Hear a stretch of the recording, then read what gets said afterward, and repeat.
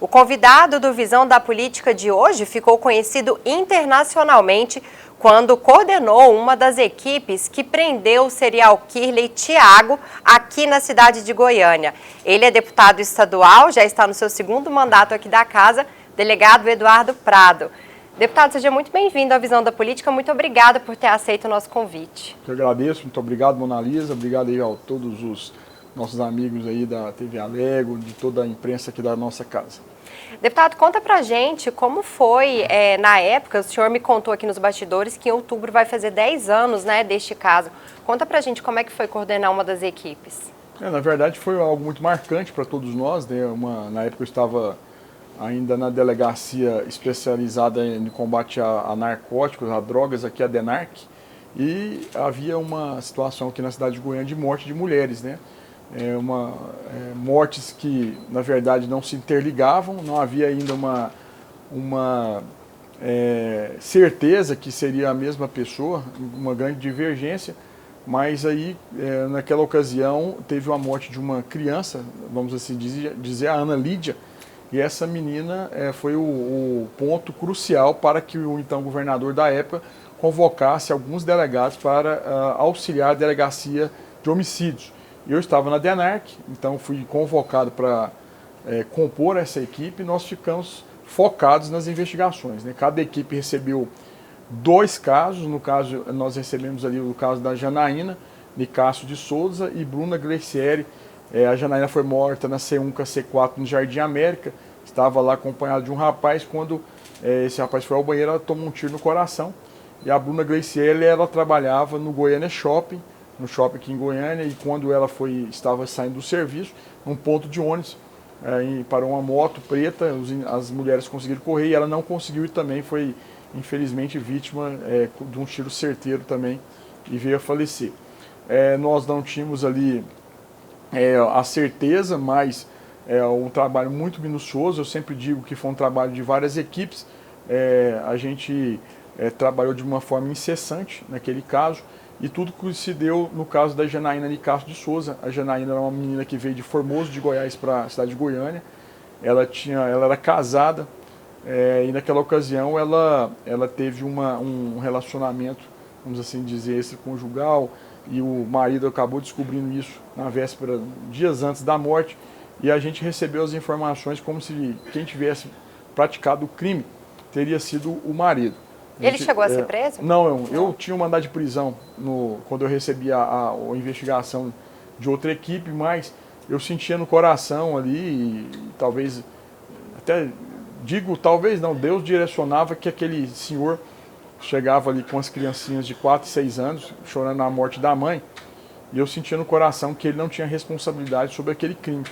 É algo assim que a gente tem, lógico, a experiência como policial, mas também algo que a gente sente no coração, a gente pede direcionamento para Deus. Então nessa situação, eu não quis cumprir o mandado de prisão, ali eu sentia que ele não tinha responsabilidade nesse caso, até que nós fizemos alguns levantamentos para que a gente chegasse então no serial killer, né? Havia divergências quanto modo operandi, mas principalmente de linha de investigação, porque teve mulheres que morreram, que era casada com um traficante, outras eram filhas de policiais, tinha uma assessora da Assembleia que o pai era promotor. Essa então, foi a maior dificuldade, a diferença das vítimas? Porque no caso de homicídio, você tem sempre um leque, e você tem que desvendar, vamos assim dizer, e tirar do sua linha de investigação todas as possibilidades. Então ali, por exemplo, tinha mulheres que morreram que o marido era ciumento. Outras mulheres que morreram, outra mulher, por exemplo, que morreu no centro de Goiânia, estava grávida, mas o esposo era traficante. Então você sempre tinha um quê, alguma situação que às vezes dificultada. E lógico que a delegacia de homicídios ela tem muitos casos.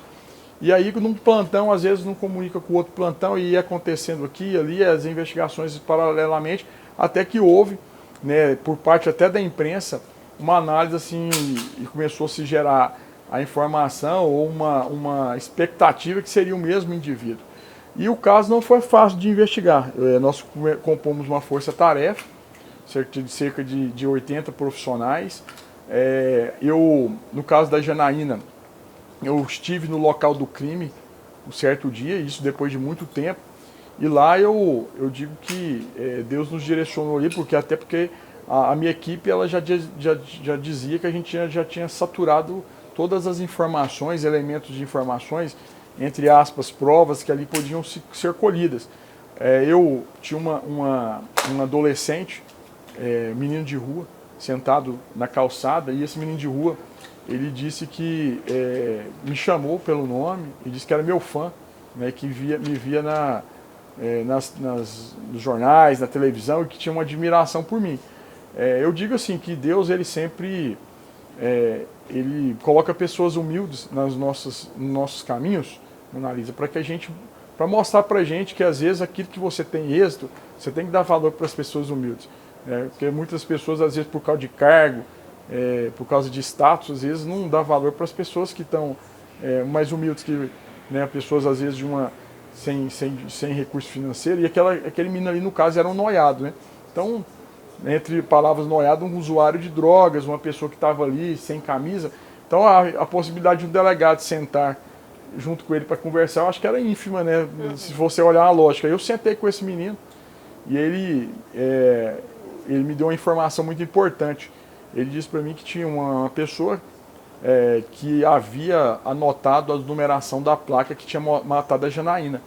E naquela ocasião a Janaína não morreu e havia suspeita do marido muito grande, porque ela estava naquele caso com esse, vamos dizer, amante dela que estava ali. Ele tinha ido a um banheiro quando acertou os disparos na Janaína. E quando ele pegou, falou que alguém tinha anotado a placa, aí eu fui, lógico, no estabelecimento comercial e deixei um cartão, né? Perguntei se havia alguém, e havia uma informação que a pessoa que tinha anotado a placa não trabalhava lá mais. Eu deixei o cartão. E cheguei em casa e falei, Deus, se existir essa pessoa mesmo, o Senhor me direciona. Eu lembro que havia uma informação solta dessa situação dentro do inquérito, que não foi muito bem trabalhada. Mas enfim, no outro dia cedo, esse rapaz estava lá na delegacia. E ele foi na delegacia e recebeu a informação que eu estava atrás dele. Eu acho que, salvo engano, ele nem morava mais em Goiânia. E ele foi lá e me deu a numeração de 2 letras e 2 números que ele teria anotado na hora que matou a Janaína. A partir daí a gente fez possíveis combinações numéricas de placas de motos no estado de Goiás e nós chegamos a uma placa que gerou uma desconfiança em mim, porque ela tinha sido furtada dia 13 de abril no supermercado Leve aqui na cidade de Goiânia. Pegamos todos os vídeos desse furto dessa placa e essa placa, que era NKP 6144, esse rapaz anotou a letra KP e o final 44, essa placa ela tinha sido cortada e tinha sido utilizada em 2 assaltos, na véspera da morte da Janaína. No prazo de 6 dias, 13 de abril, 26 de abril, e ela morreu em 8 de maio. Então, havia uma suspeita. Quando nós fomos lá onde havia sido furtada essa placa, tinha ocorrência de furto da placa, no supermercado a gente viu os vídeos do rapaz cortando a placa. E ali eu observei que, na verdade, chamava muita atenção a frieza desse indivíduo, o modus operandi ali, diante de várias pessoas. Ele cortou a placa dentro da roupa, ele tinha 1,80 m, segurava um capacete Taurus, que era o mesmo capacete que testemunhas diziam que o matador da moto preta utilizava. Ele jogava as pernas para o lado, então algumas características, o sapatênis que ele usava era preto com as bordas brancas, parecido com o das fugas durante a morte das mulheres. Isso chamou a atenção, nós colhemos isso, fui nas farmácias assaltadas, colhi mais imagens, pedi à equipe em todas as farmácias assaltadas de Goiânia, porque geralmente o bandido ele repete o tipo de assalto. Colhemos todo esse material e pedi um exame prosopográfico, que era para que eu tivesse a certeza que o indivíduo que estava matando, peguei todos os vídeos das fugas, das mortes, joguei isso tudo no HD e pedi esse exame, que me passou quase a certeza de 80%, pelo tamanho pela maneira de caminhar, a distância dos ombros, maneira de postagem da arma, distância do guidão, posicionamento da perna durante a saída da moto, entrada, caminhada, que poderia ser o mesmo indivíduo. Então, a ciência, somente a parte até humana aí, né, morfologia, sendo utilizada numa investigação. E aí, diante disso, a gente começou a tentar achar esse indivíduo em Goiânia. Quase impossível, moto. A moto era placa, eu usava placa, né, falsa, mas um dia, né, depois de quase um mês de investigação, um pai me liga dizendo que uma menina tinha sido vítima do serial killer. E aí ele foi até o meu gabinete para conversar comigo. Chegou lá no gabinete, ela falou que a menina não morreu. E a gente às vezes até ficava meio duvidoso, porque havia muitas informações e denúncias falsas, mas ela esteve no gabinete, era um domingo. Eu cheguei lá, ela contando que estava com um noivo um dia antes. Ela era advogada e estava estudando para uma prova e foi tomar um lanche. De repente ela tomou umas 22 horas, mais ou menos, no Jardim América, ela tomou uma pancada na cabeça, olhou para o lado e viu um rapaz de capacete preto, né, da marca Taurus, que ele sempre usava capacete preto. Nós tínhamos retrato falado dele só de capacete. O namorado do lado tentou levantar, ele puxou a arma, pediu para sentar.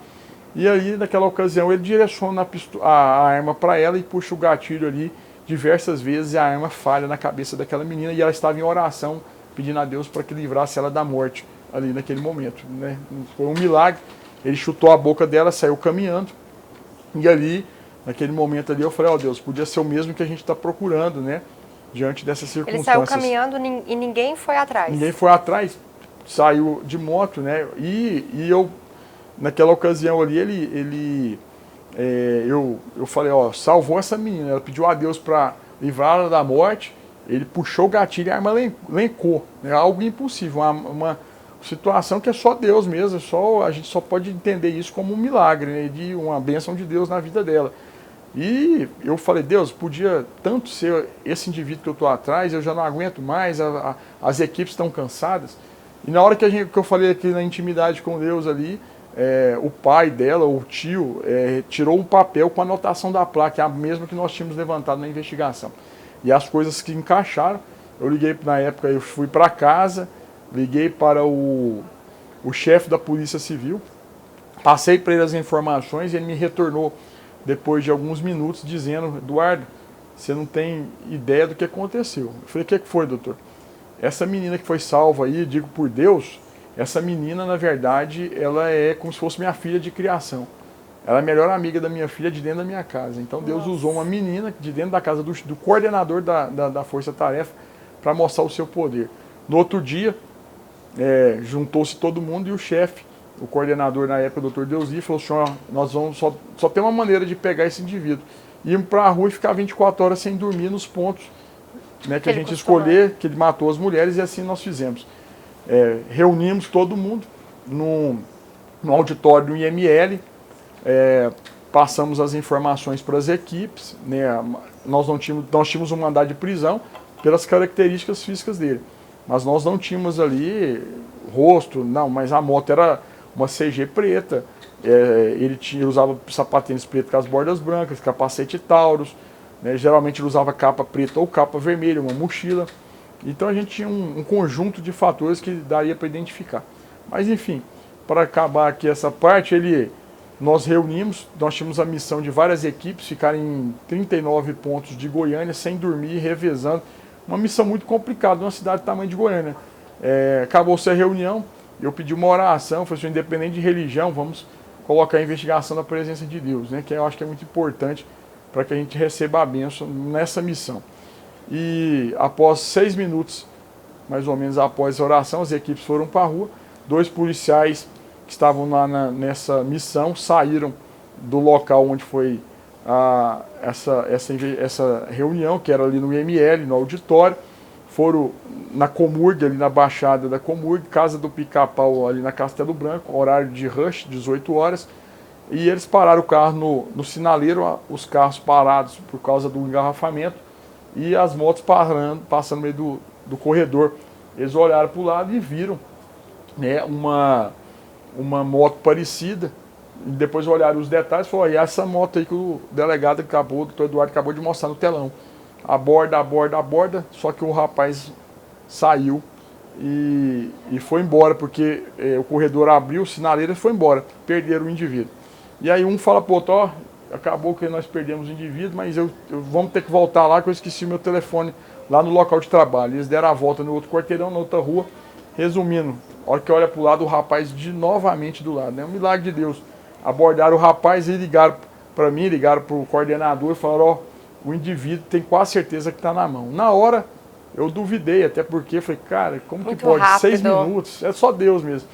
Trouxeram ele no pátio da DEC, eu fui lá, na época eu lembro que eu pedi um policial para descer ele do veículo e dar 4 passos na minha direção.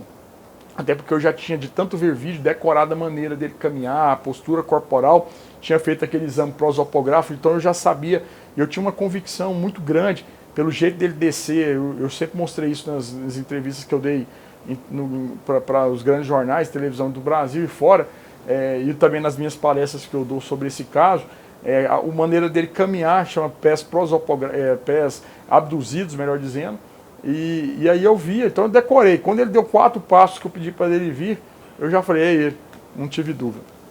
Chegou a moto posteriormente, aproximamos da moto, vimos um parafuso que ele alterava as placas, mata-cachorro cromado e duplo, que é o que a gente já tinha visto durante a investigação, lameiro com a marca da Honda na parte de trás, ele tinha o freio a disco na moto, o símbolo da Honda, enfim.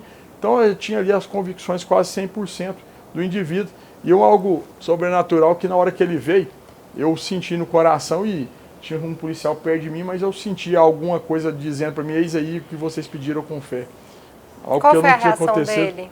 Ele, na verdade, ele é muito calado, né? A única coisa que ele me perguntou, Mona Lisa, foi o seguinte, o senhor, delegado, me prendeu por causa do capacete? Eu não entendia por que ele estava falando aquela pergunta, né? Mas quando eu parei alguns segundos ali para fazer uma análise raciocinar, eu consegui identificar. O capacete era algo que ele não mudava. Porque o psicopata, o serial killer, ele tem uma assinatura. Na verdade, ele quer ser preso. Tanto é que ele mandou cartas para homicídio falando que ele era um matador e queria matar 1000 mulheres, que ele começou a matar com a mão esganadura, depois a faca, depois aperfeiçoou para a arma. Então ele já tinha matado uma sequência de pessoas, e eu acredito que ele matou mais de 100 pessoas aqui na nossa capital. Mas enfim, ele só perguntou isso para mim, mas o capacete ele não mudava. Era a única coisa que ele não mudava. Daí a pergunta que ele perguntou, o senhor me prendeu por causa do capacete? Ele mudava a placa, ele mudava a cor da moto, mudava a cor da camisa, mas o capacete é o que ele mantinha. E detalhe, ele queria saber se realmente ele conseguiu marcar. Exatamente. O capacete dele ele tinha uma característica, que ele era curto, né, e pelo tamanho dele, mas enfim. E depois uma outra equipe foi na casa dele, lá acompanhado do advogado, da mãe, lá tinha um guarda-roupa com corrente, lá ele guardava o recorte dos jornais da morte das meninas como troféu, guardava as placas que ele tinha a missão de matar 1000 mulheres na nossa cidade, a arma do crime, placas e as camisas que ele utilizou para matar as mulheres, além também dos tênis ali praticamente iguais que ele usava na prática criminosa. Então abriram o guarda-roupa ali com a corrente na presença do advogado da mãe, e ali havia todas as provas. Pegou a arma, fez um exame microbalístico da arma, inclusive uma das armas, a arma utilizada no crime, ele simulou um latrocínio, que ele era vigilante, não sei se você sabe disso, ele trabalhava como vigilante no materno infantil e levou várias mulheres, inclusive a filha de uma assessora minha, né, que depois eu descobri, ele levou no carro dizendo que em Goiânia tinha um serial killer e que ele estava levando ela no carro porque era perigoso o indivíduo. Ele levou médicas, enfermeiras do materno infantil, um indivíduo de transtorno de personalidade gravíssimo, né? Inclusive hoje nós somos no sistema prisional, eu perguntei dele, está lá numa cela isolada lá, mas ele tinha esse transtorno de personalidade grave, né? Porque ele foi abusado sexualmente quando criança, abandonado pela mãe com a avó, a mãe se prostituiu e ele tinha raiva de todas essas situações da mãe. Ele era homossexual também, mas não assumia. Isso gerou uma síndrome de rejeição, geralmente o psicopata tem isso. E é a hora que o psicopata ele tem essa válvula de escape para matar, no caso, quando tem essa predisposição, ó, saiu. Aí ele começa a matar, foi o que aconteceu. Então ele matava mulheres que pareciam com a mãe dele, a esmo. As mulheres caminhavam na rua, ele disse que tinha uma raiva de tudo, de todos, aquilo ali tomava conta do coração dele, ele descia da moto e matava com um tiro certeiro no coração. Então ele não planejava essas Não planejava, podia ser qualquer pessoa, qualquer mulher. Ele só estava pronto para quando surgisse essa pessoa. E ele disse que ele não conseguia ficar 2 dias sem matar uma pessoa, uma mulher. Mas ele matou homens, matou travesti, matou moradores de rua. Depois aqueles moradores de rua que morreram em Goiânia, dormindo, foi ele também. E ele justificava que ele não queria que os moradores de rua sofressem como ele sofreu. Olha só. Na cabeça dele ele estava protegendo. Estava protegendo e fazendo o bem. E ele é o maior psicopata do mundo. Hoje, em 2024, completa-se 10 anos da prisão dele, em outubro agora. Né? E, inclusive, faço a sugestão de pauta para vocês para fazer uma série. Né? Uma das, eu ia falar o nome aqui da emissora, fez agora recentemente nacionalmente, eu fui entrevistado. Netflix também vai fazer uma série dele, mas é algo que dá para fazer uma série aí, né? Ouvir os familiares, ouvir o psicólogo que fez o laudo dele, ouvir a questão jurídica, que é uma grande falha também jurídica, porque ele pode sair a qualquer momento aí, depois de completar os 30 anos de cadeia. Um psicopata na rua, não tem cura, não tem remédio, não é considerado inimputável, é uma pessoa normal, mas a legislação é falha, porque não tem cura. Como é que você vai soltar um psicopata na rua de novo? Deputado, entrando nessa parte da legislação falha, o senhor acredita que a política influencia muito no trabalho da segurança? Você fala em termos de influência...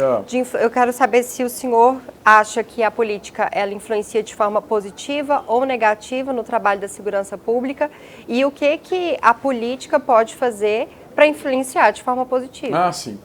Olha só, eu digo que os parlamentares que hoje, que foram da segurança pública, têm uma visão diferenciada no parlamento e também onde exerce. Tanto é que se destacam, né? Aqui nós temos grandes deputados que são ou da Polícia Militar ou de outras categorias e outros também que foram para Brasília, porque justamente por causa dessa experiência. Quando você atua na área policial, eu falo como delegado, a gente é um psicólogo, a gente é um pedagogo, a gente acaba fazendo várias profissões, somos gestores, somos tudo dentro de uma delegacia e coordenando trabalhos. A política, ela, de forma positiva, ela ajuda muito a segurança pública. Né? Propondo leis, fazendo análise de projetos que são importantes, o sistema de execução penal. Hoje, por exemplo, a nossa Comissão de Segurança Pública que eu presido na Assembleia, nós tivemos o sistema prisional fiscalizando, analisando e vendo as melhorias que foram realizadas no sistema prisional, onde há celas novas sendo construídas, os presos trabalhando, enfim. Então a gente tem essa atuação. Então a política ela age de forma positiva, em analisando e dando sugestões para as transformações legislativas. E houve, lógico, a mudança e muitas mudanças, tanto na legislação estadual como na federal. Se o estado de Goiás hoje é um estado seguro, a gente não pode falar, isso aí é o estado seguro por causa do executivo só. Não, todas as ações, os projetos de leis que, inclusive, cobrança de concurso público, saem do poder legislativo. Né? Todas as leis que são executadas em Goiás, inclusive sugestões para o governo que foram realizadas, a questão, por exemplo, da Lei Maria da Penha, da questão da identificação do agressor e também o botão do pânico, foi um projeto de minha autoria que nós passamos para o governador depois, a questão das escolas, a questão de necessidade de psicopedagogo para fazer análise ali dos conflitos dentro da escola, a questão de câmeras, vários projetos saíram, nascedouro a Assembleia Legislativa. Mesmo que venha do Executivo, para não gerar vício de origem, quase 100% dos projetos saíram aqui da nossa casa. Então eu digo que é muito importante, tanto aqui quanto no âmbito federal, a política agir de forma positiva, né, em prol da segurança pública. E lógico que a gente cobra, né? Não adianta só a gente torcer para o Estado seguro, mas eu sou um deputado independente aqui, eu defendo muito a segurança pública e os servidores públicos, porque eles que carregam o Estado. A gente sabe que se o Estado é seguro, porque nós temos policiais militares, policiais penais, socioeducativo, polícia civil, corpo de bombeiros, polícia técnico-científica, peritos, papiloscopistas, enfim, eu digo todos do sistema de segurança que estão na ponta. E aí isso aí é um dos motivos de eu sofrer aqui dentro da casa, de ser um dos poucos parlamentares, inclusive fui sacrificado, expulso de base de governo. Por quê? Porque eu não consigo votar em projetos que prejudicam os servidores e a segurança pública. Então a gente luta por database, a gente luta por concurso, eu luto para derrubar 14% e 25% do cobrança de aposentados e pensionistas, eu luto para dar a integralidade e a paridade para quem vai aposentar, né, em relação à questão nativa. Então são lutas e isso influencia lá fora, né, no trabalho de quem está lá no dia a dia. O senhor acredita, o senhor o avô do senhor foi prefeito de Silvânia, o pai do senhor foi vereador em Goiânia por muitos anos, muitos mandatos, e o senhor aos 23 anos se tornou delegado. Quando o senhor se tornou delegado, já tinha esse sonho por vir de família de políticos, de estar na política ou não? Eu tinha uma aversão de não entrar na política, né? Inclusive era uma dos pedidos da minha mãe, porque a política tirou todo o patrimônio do meu pai. O meu pai, literalmente, Mona Lisa, eu nasci na política porque a minha mãe, ela rompeu a bolsa, a bolsa ali e correu para o hospital em cima de um palanque, né? Durante a campanha? Durante a campanha do meu pai. Meu pai meu avô foi prefeito de Silvânia, Adonias Lemos do Prado. O meu avô, ele foi presidente da FEGO, ele fundou, um dos fundadores, criou o prédio da Associação dos Funcionários do Ofício do Estado de Goiás. O meu pai, na década de 70, 80, foi secretário de Ação Urbana do Índio Artiaga, do prefeito Índio Artiaga aqui em Goiânia. Era uma mega secretaria que geria desde alvarás até a questão de construções em Goiânia. Depois meu pai foi vereador durante 10 anos em Goiânia. E meu pai teve duas frustrações, quais foram? Perdeu o mandato de deputado e não conseguiu se tornar deputado estadual. Mas aquilo ali era uma coisa que afligiu o coração do meu pai. E eu acompanhei tudo isso porque meu pai perdeu todo o patrimônio. Porque a campanha é o seguinte, Mona Lisa, poucas pessoas, eu digo que é raridade pessoas que ganham um mandato de deputado, igual eu ganhei com 80 mil reais no primeiro mandato. Com 15 mil eu me tornei vereador de Goiânia. Isso é a exceção das exceções da regra. Uma campanha muito cara. E haja dinheiro para partido ajudar, doação. Então, meu pai, ele tinha o sonho de ser deputado e ele vendeu o patrimônio na época por causa de traições e mentiras, que é às vezes normal na vida, em sociedade, mas na política parece que as coisas elas são mais incisivas. Mas o meu pai, ele perde o patrimônio e isso gerou, lógico, um problema muito grave familiar para toda a família. Então, minha mãe, Dona Vânia, ela tinha muito trauma, né, em relação à política. E a gente estudou muito. Eu tenho um irmão que é chefe da PRF de Rio Verde, o Fernando. O Leandro é concursado em Brasília. Meu pai teve um filho de outro relacionamento, que ele é advogado. E eu passei em mais de 10 concursos públicos. Então eu estudei muito, né? Eu sempre tive vontade de estudar. Sempre estava entre os primeiros da escola, da sala. Formei na Universidade Federal de Goiás para o curso de Direito e me tornei delegado, passei em outros concursos, mas resolvi ficar aqui no estado de Goiás. E exerci a profissão e nunca pensei em ser político. Pelo contrário, a política era algo que não quis. Só que a minha maneira de agir, talvez por reflexo do meu pai, de conviver com meu pai, já no curso de formação de delegado, as pessoas me apelidaram de político. Eu acho que por jeito, você me conhece aqui, eu converso com todo mundo, eu gosto de conversar, eu gosto de conversar desde a cozinheira, desde a copeira, com todo mundo. E talvez isso aí é que, né, acaba formatando a pessoa. Mas em 2018, 2016, com todo o meu trabalho de delegado, e houve aquele movimento de renovação da política, combate à corrupção, e toda aquela situação toda, e eu fui convidado, inclusive, na época, para ser candidato a vice-prefeito do Íris Rezende, porque o prefeito Íris conversou com meu pai, e disse que meu nome estava muito bem, inclusive, nas pesquisas espontâneas para prefeito de Goiânia. E aí meu pai veio conversar comigo. Aí aquela belinha que meu pai tinha política no sangue, era uma pessoa tinha política como filosofia de vida, de ajudar as pessoas, estudioso, um grande orador que nós tivemos aqui no estado de Goiás. Então Eduardo, candidato. Eu tinha assumido a delegacia do consumidor, a DECON de Goiás. E evidência de combate à máfia dos combustíveis, chip na bomba, carne podre, Bruna Barbie, aquela loira do crime. Todo dia havia mídia, televisão, e lógico que as pessoas, de forma natural, associam isso a uma possível candidatura. Mas, Quando seu pai falou com o senhor? Não, eu ficava passando a conversa nele, né? Ele ia todo dia na delegacia. meu filho, o Willis Rezende quer que você seja vice, não sei o quê. Eu falei, pai, vou mexer com política não. Um dia eu não aguentei. Falei, pai, não, faz o seguinte, eu vou atender seu pedido. Você quer que eu faça o quê? Aí ele falou, não, você é candidato a vereador. Eu falei, rapaz, eu não tenho dinheiro. Não tem dinheiro, não tem partido. Vou jogar meu nome para satisfazer meu pai e vão ver que deixa quieto, né? Só que aí eu joguei meu nome e ganhei a eleição. Né? Tive 4.237 votos e me tornei vereador em 2016. Aí o bichinho da política picou. Eu acho que já tinha picado desde novinho, é porque eu tentava segurar a situação toda, mas a política, quando ela é exercida de forma correta, honesta, e ela acaba sendo algo positivo para a sociedade. E é importante, né, a gente divulgar os bons trabalhos, os bons políticos, porque o que a gente vê muito na mídia aberta só coisa ruim, é quando vezes, acontece algum caso de corrupção, Exato. algum trabalho mal feito, e Exato. aí isso acaba fazendo com que a sociedade acredite que todos os políticos são iguais e que a política é ruim. E eu digo que bandido nós temos em todas as profissões. Eu já prendi médicos bandidos que colocavam remédios e veneno na veia das pessoas para elas ir para UTI.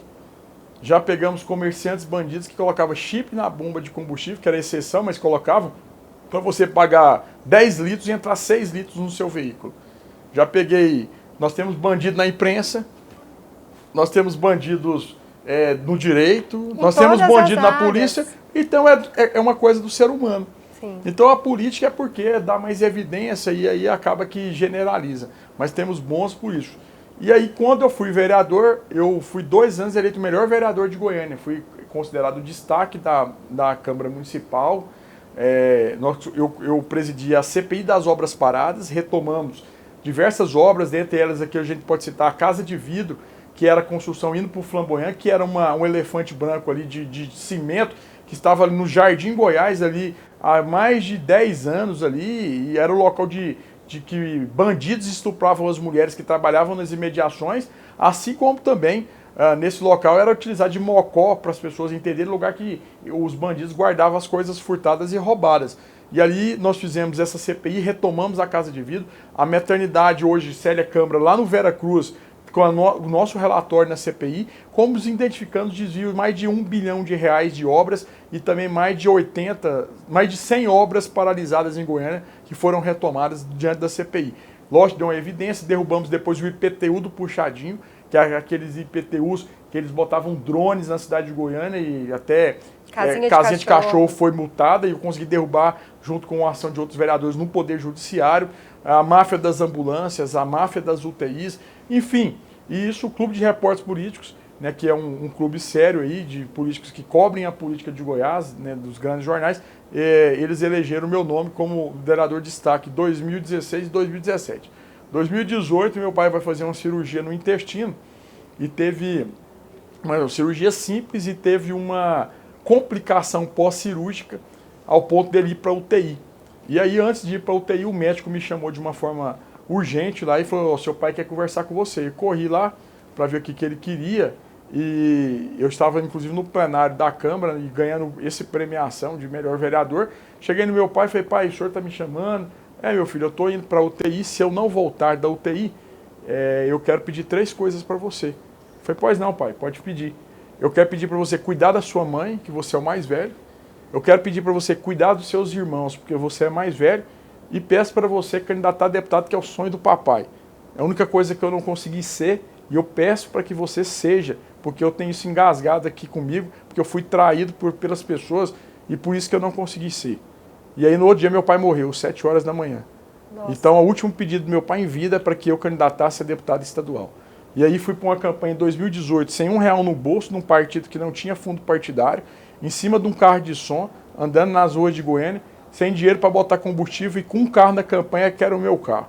E quem me acompanhava era voluntários, para que eu pudesse mostrar meu trabalho como delegado e como vereador numa cidade. E eu não tinha dinheiro para nada, nem para fazer Citru. E aí um dia minha mãe me ligou. Eu estava só explicando para quem não sabe, Citru é aquele adesivo que fica no carro. Nem santinho, eu tinha material. Eu fiz um consignado para pagar a gráfica lá, para ver se eu fazia pelo menos os cartãozinhos. E a eleição em outubro, meu pai morreu em janeiro, e no mês de agosto a minha mãe me ligou. A minha mãe é muito política, ela é fortíssima. Então a minha mãe me ligou, meu filho, já que você entrou, eu vou ir pedir votos para você. Mas eu vou no carro de sua tia, eu preciso de combustível. E eu falei, mãe, eu não tenho. A minha mãe falou assim, meu filho, quanto você tem para gastar na campanha? Eu falei, mãe, eu tenho 20 mil reais. Ela começou a rir e falou, meu filho, uma campanha de deputado é milhões de reais, meu filho. É 2, é 3, é 4. Eu falei, mãe, é isso tudo? Eu falei, é. E ela tinha preocupação de eu me frustrar e perder a eleição. E aí eu falei, e ela falou assim, meu filho, eu posso fazer um pedido? Eu falei, pode, mãe, desista. E aí a minha mãe falou para eu desistir. E aí eu falei, gente... E aí você ficou entre o pedido do seu pai e o pedido da sua mãe? E desisti. Aí eu fui lá na Câmara, fiz um ofício desistindo da candidatura, botei no porta-luva do carro e era um domingo isso, e eu fui tomar um lanche por volta das 10 horas, junto com o Alex, que é o assessor que eu trabalho com ele, e o Alex, inclusive, é que tinha cuidado do meu pai no hospital, dado banho no meu pai preparou ele para andar comigo, pegou ele na rua, né, era engraxate, pegava caixas aí, servente, pedreiro, veio de um assentamento, em oportunidade. E aí meu pai, e aí na ocasião, minha mãe, eu fiz o ofício, botei no porta-luva, fomos tomar um lanche. Quando eu estacionei o carro numa lanchonete aqui em Goiânia, 10 horas, saí, deixei o carro, saí, entreguei a chave pro Alex, na calçada, para um veículo, 4 mulheres descem, uma mulher, 3 descem e entram na lanchonete, uma volta e anda cerca de 5 metros na minha direção. Ela chega em mim e fala assim, tudo bem? Eu falei, pois não, minha senhora, eu queria, Deus pediu para eu te dar um recado. Eu falei, a senhora me conhece? Ela falou, não, eu nunca te vi, eu sou de Roraima, eu sou uma missionária na África, eu dou palestra para mulheres violentadas, a primeira vez minha em Goiânia, e Deus pede para eu te perguntar algo. Eu falei, pois não, minha senhora, a senhora não me conhece, você está pensando em desistir do projeto? Eu falei, minha senhora, eu tenho muitos projetos, né? Se for o que eu falei com a minha mãe minutos atrás, eu vou desistir amanhã desse projeto. Aí ela falou assim, não é esse projeto mesmo, você disputa uma de 41 cadeiras. E olha, Deus pede para eu te avisar que a sua cadeira está reservada. E eu estou te vendo brilhando de terno e gravata em nenhuma dessas cadeiras. Não desista, não preocupe nem com recursos, nem com homens, porque Deus vai te prover e você já está vitorioso. Aí eu falei, caramba, então eu comecei a chorar ali na rua, né, e eu liguei para minha mãe, mãe, desisti de desistir. Resumindo... Quantos votos? 20.845 votos, fui o mais votado e o único eleito da chapa do PR naquela ocasião. Eleito deputado estadual em 2018. Com 80 mil no bolso. Não tinha dinheiro para nada. Então, assim, mostrar para as pessoas que quando Deus quer um projeto, ele se concretiza. Isso vale para todas as áreas, né? Seja na política e em outras áreas que você tem um sonho seu, as pessoas que estão nos vendo têm os seus sonhos de se tornar algo na vida. Então, quando Deus quer e você tem fé, você acredita e luta, lógico, por isso, né? Porque eu fui por cima de um carro de som e andei nas ruas de Goiânia tentando mostrar meu trabalho. E Deus, né, deu o direcionamento. Então, eu ganhei a eleição, 4 anos de mandato. Acredito eu que eu fiz um bom mandato como deputado estadual, candidato à reeleição, numa chapa complicadíssima. E o senhor foi reeleito deputado em 2022, sendo o mais votado da chapa pelo PL, né, o partido do ex-presidente Jair Bolsonaro, quase dobrando o número de votos. Nós tivemos, eu saí de 20.845 para quase 34 mil votos. E uma chapa complicada, né, vamos assim, deixando para trás, tirando do mandato aqui, o Cláudio Meirelles, que tinha aí uma estrutura e vários mandatos como deputado, e eu também mais uma eleição sem recurso financeiro, e o fato de eu, inclusive, não ter partido, o fato de eu ter sido expulso da base do governador, por defender os servidores, por defender os professores, por votar contra a cobrança de 14% de aposentados e pensionistas, de lutar pelas categorias policiais, aquilo ali, o voto contra a Previdência custou a minha expulsão da base. E isso, lógico, que gera um problema gigante, porque as portas se fecham de um governo. E eu não tinha partido para candidatar. Faltando 1 hora para fechar o prazo de filiação, eu não tinha partido para me candidatar. Não tinha. Deputado, o senhor foi eleito com a bandeira da segurança pública. Mas aqui na casa, o senhor defende diversas bandeiras. Servidores públicos, como o senhor falou, a causa animal, o consumidor. como que o senhor entende o trabalho do legislativo? A gente tem muitos candidatos e muitos cientistas políticos, marqueteiros, que falam que para você ser eleito numa eleição proporcional, você tem que ter uma bandeira. Mas quando a gente chega no trabalho, na casa, sabe que não tem como você trabalhar com uma bandeira só, porque você mexe com toda a vida da sociedade, que tem diversas áreas, diversos temas. Então, como que o senhor foi abraçando essas outras bandeiras, essas outras causas aqui na casa? Eu acho que a bandeira do melhor deputado, né, de um deputado, é ser atuante, corajoso, destemido e defender a sociedade em várias causas. Quando você foca em uma situação só, você acaba restringindo a defesa que você tem que fazer do global, da sociedade, do Estado. Então, eu sou um delegado de polícia, né, respeitado pela minha profissão e, lógico, atuante em todo o Estado, que me projetou internacionalmente com as minhas equipes que sempre me auxiliaram. Então, de forma natural, a questão da segurança pública está atrelada à minha profissão e ao meu mandato de deputado. Por outro lado, fui delegado do consumidor durante 3 anos aí, isso aí trouxe uma grande projeção e, lógico, que a defesa dos consumidores acaba se atrela também às minhas atuações. Questão da mulher, aí você vê o serial killer e outras investigações, então a defesa da mulher está agregada ao meu mandato. E aí você vê outras situações, por exemplo, servidor público, que eu sou servidor público, aí no caso a questão da causa animal que acabou agregando, né, ao nosso mandato, justamente por causa de ser algo que eu gosto, né, presidir a Frente Parlamentar em Defesa dos Animais, e todos os defensores, delegados e deputados de outro estado, como o Bruno Lima, Matheus Laior no Paraná, o Bruno em São Paulo e outros em outros estados, ligavam para mim: ó, Eduardo, tá tendo um problema aí, a gente conseguia ajudar a solucionar, prender, identificar, enfim, e isso agregou a minha imagem de forma natural. Hoje nós fazemos parte do movimento Cadeia para os Maus Tratos, que temos representantes e embaixadores nos estados, a gente representa aqui o movimento aqui no estado de Goiás, e é algo que acaba que nos ajuda lógico, agregar mais uma bandeira importante para a sociedade, que é a questão da defesa dos animais, que acaba sendo também a questão de saúde pública. Fazemos castrações do estado todo, em vários municípios. Inclusive aqui na Assembleia, na Assembleia, o senhor pegou a bandeira aqui, a gente tem vários cachorrinhos. Nós castramos, E fizemos a Lexânia, agora temos mais 40 ou 50 municípios que nós vamos fazer as castrações, e é algo, castrações de forma correta, autorizada pelo Conselho Veterinário, enfim, é algo muito importante. Então, resumindo, Mona Lisa, a gente acaba que hoje, eu acredito que essa situação de você pegar, você pode, as pessoas identificarem você como uma bandeira, né? Alguma bandeira importante, mas eu acredito que não tem como você fugir, né, de todas as discussões de forma natural dentro do parlamento. E como eu gosto de estudar os projetos, e você acompanha meu mandato, eu gosto de opinar isso, acaba que eu acabo sendo eclético, né? Eu tenho a figura do delegado, da segurança, dos animais, e acaba que as coisas vão acontecendo de forma natural. Eu levo meu mandato sem bandeira, eu acho que, eu falo assim, eu vou trabalhando pela sociedade, é importante a gente trabalhar de forma correta e essas bandeiras acabam aí sendo agregadas de forma natural no nosso mandato.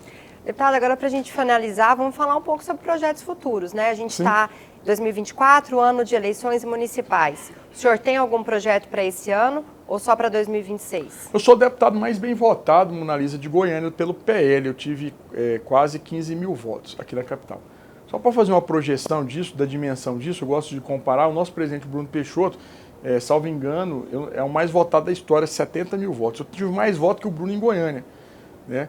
Mostrando a dimensão disso, que isso significa para mim.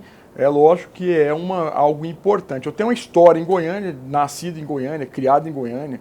Minha família faz parte da criação da nossa capital, né? Vários trabalhos como delegado, conheço cada canto de Goiânia para atuação em todos os bairros daqui. Vereador, né? 2 anos aí, destaque na Câmara Municipal e deputado aqui. Então eu acho que o PL definiu um nome, né, que é o Gustavo Gaia, para ser pré-candidato ao PL por Goiânia, e o Fred é o vice-prefeito. Eu digo que nós estaremos engajados, que é um projeto já decidido, já definido, mas caso haja qualquer tipo de intercorrência e o deputado federal Gustavo Gaia não candidato, que isso sempre tem uma especulação, apesar de o senador Wilder Moraes já ter falado que não existe especulação, eu já me defini como pré-candidato a prefeito de Goiânia. Eu tive convite do Sandro Mabel, até recentemente, nós estamos gravando essa entrevista aqui agora. Ontem eu encontrei com ele, semana passada ele falou: Eduardo, venha ser meu vice. Né? O Sandro, eu estudei com a filha dele, a Camila, né? E o Sandro pedindo para que eu fosse pré-candidato a vice na chapa dele. Eu falei que o PL vai ter o nome próprio. E caso o Gustavo Gaia, que se estiver candidatando, estaremos juntos. Caso o nosso deputado federal, Gustavo Gaia, não seja pré-candidato a prefeito de Goiânia, Eduardo Prado será pré-candidato a prefeito de Goiânia. Deputado, muito obrigada por essa entrevista. Olha, a gente tinha mais um monte de assuntos para tratar aqui. O senhor tem muitas histórias enquanto delegado, também na política. Então já fica aí o convite para a gente voltar mais para frente, para a gente ter uma nova conversa, para o senhor terminar de contar essas histórias, que eu tenho certeza que o público de casa gostou muito de saber mais do trabalho do senhor e também da história, da vida do senhor. Eu que agradeço, né? Agradeço a todos aí, agradeço a Mona Lisa, a todos que nos acompanham. Digo que estarei aqui defendendo as causas que já defendo, né? De forma correta, séria, íntegra, defendendo os servidores, os animais, defendendo os surdos, defendendo as mulheres, defendendo os consumidores, defendendo os 246 municípios, né? Defendendo. E peço às pessoas, né? Hoje nós somos considerados o parlamentar com mais leis sancionadas de projetos de leis de nossa autoria dos deputados. Eu peço que acompanhe aí no Deputados Aqui, né? O aplicativo da Assembleia. Temos o site www.delegadoeduardoprado.com.br. Temos o Instagram, Delegado Eduardo Prado. Temos o nosso Facebook, que também é Delegado Eduardo Prado. E temos também o nosso gabinete virtual, que é o 629-8108-3312. Você mande sua sugestão, enfim. E outra coisa que eu peço a todas as pessoas que estão nos vendo: cobrem dos seus parlamentares. Nós estamos aqui, recebemos o salário, né, pago com os tributos de vocês. Cobre postura dos seus parlamentares, critiquem, cobre, dê sugestões, venham na Assembleia, acompanhem as sessões. É importantíssimo para a sociedade, para o Estado, para a cidade de Goiânia. É muito importante para isso. E eu quero agradecer a todas as pessoas que confiam no meu trabalho, né, seja de Goiânia, de Goiás, dos 246 municípios que tiveram grandes votações, e dizer que enquanto Deus quiser e as pessoas confiarem, nós estaremos aí nessa jornada aí. E quando por acaso a política não fizer mais parte dos caminhos, dos direcionamentos, eu estarei numa das delegacias de polícia combatendo o crime e colocando ordem na casa. Deputado, muito obrigada. Obrigado eu. O Visão da Política de hoje fica por aqui. Eu convido todos vocês para continuar acompanhando a programação da Assembleia Legislativa e nós voltamos amanhã.